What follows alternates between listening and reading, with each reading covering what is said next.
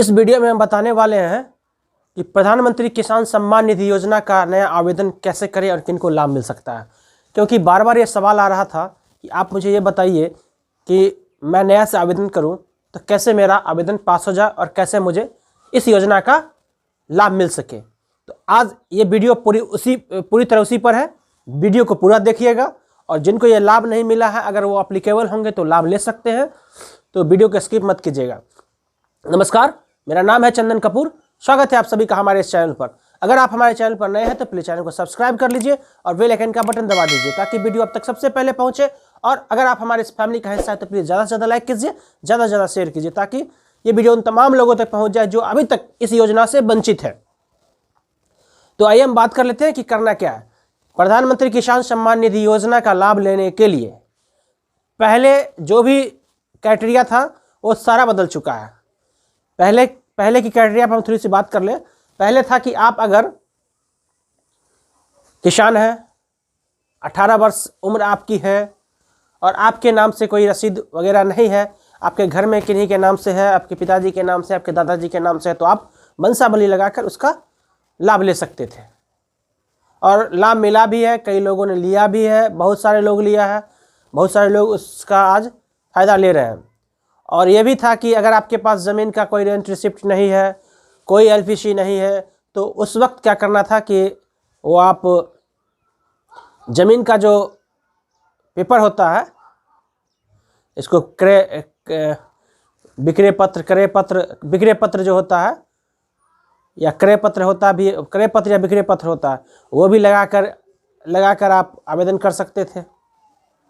ये सारी प्रक्रिया थी पहले। प्रक्रिया बहुत आसान थी पहले, लेकिन अब अगर आपको लाभ लेना हो तो आपको क्या करना होगा, इसी के ऊपर हम थोड़ा सा आपको बता दें कि अगर आपको अब प्रधानमंत्री किसान सम्मान निधि योजना का लाभ लेना है तो अब आपके नाम से ज़मीन की रसीद वो भी अद्यतन होनी चाहिए। मतलब मान लीजिए मोहन नाम का एक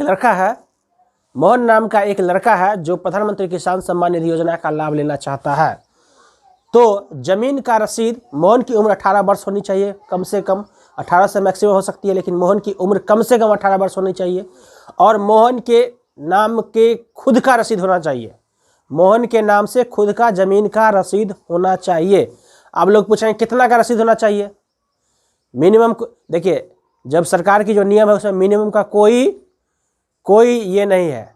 मैक्सिमम का था वो भी हटा दिया गया, लेकिन मिनिमम भी कोई ये नहीं है कि कितना होना चाहिए, ऐसा कोई रूल रेगुलेशन नहीं है। लेकिन खुद के नाम का रसीद होना चाहिए। अब ये भी सवाल है कि फिर भी लोग मांगते हैं कि कम से कम इतना होना चाहिए।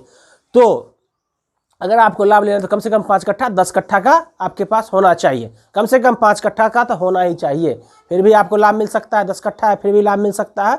ऐसा कोई हार्ड एंड फास्ट रूल नहीं है, लिखित कोई ऐसा रूल नहीं है कि कम से कम 5 कट्ठा होना चाहिए। लेकिन जो लोग कर्मी करते हैं वो अपनी सुरक्षा के लिए कम से कम 10 कट्ठा खोज लेते हैं कि कम से कम 10 कट्ठा हो जाए, तो करने में उनको आसान लगता है कि खेती योग्य भूमि हो।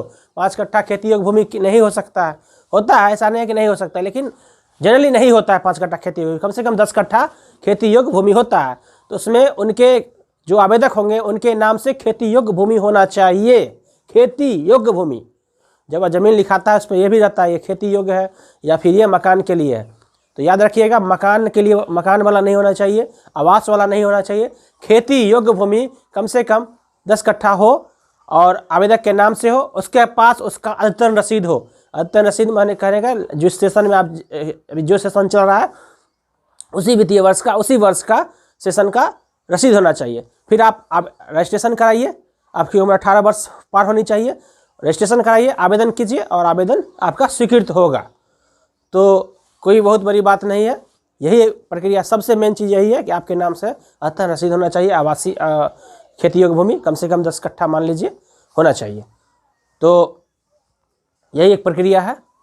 इस प्रक्रिया के तहत अगर आप आते हैं तो आवेदन कीजिए, नहीं आते हैं तो फिर उस योग्य बनिए, अपने नाम से कुछ ज़मीन लीजिए, फिर आप आवेदन कर सकते हैं। फिलहाल वीडियो में इतना ही। आई होप वीडियो अच्छा लगा होगा। किसी तरह का कोई सवाल है तो पूछ लीजिए कमेंट बॉक्स में ताकि हम उसका जवाब दे सकें। और अभी तक आपने लाइक शेयर सब्सक्राइब नहीं किया तो प्लीज़ कर लीजिए और बेल आइकन का बटन दबा दीजिए, साथ में ऑल पे भी क्लिक कर दीजिए ताकि एक एक नोटिफिकेशन आप तक पहुंच सके। और हमारे इस फैमिली का हिस्सा तो प्लीज़ ज़्यादा से ज़्यादा लाइक कीजिए, ज़्यादा से ज़्यादा शेयर कीजिए। और अंत में एक बात और, कोरोना महामारी बहुत तेज़ी से बढ़ रहा है, 2 गज की दूरी, मास्क है जरूरी वाली बात को अपनाइए। मास्क, कहीं भीड़ भाड़ में जाइए तो मास्क पहनिए, भीड़ भाड़ में जाने से बचिए, अगर जा रहे हैं तो मास्क लगाइए, हाथ को सैनिटाइज कीजिए, हाथ धोते रहिए और मास्क जरूर इस्तेमाल कीजिए। धन्यवाद। घर में रहिए, सुरक्षित रहिए।